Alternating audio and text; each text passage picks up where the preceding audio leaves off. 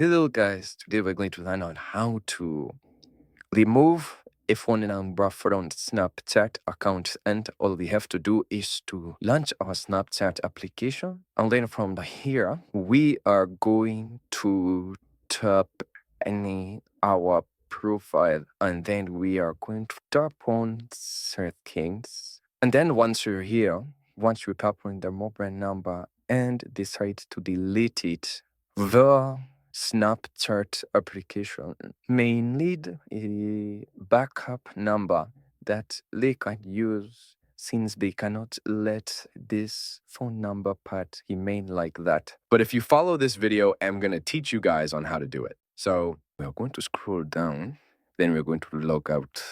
From there, I'm going to tap on sign up, going to tap on allow, going to write my name, going to choose my birthday, and then I'm going to leave the default username, going to set a password, going to save that password, then I'm going to continue.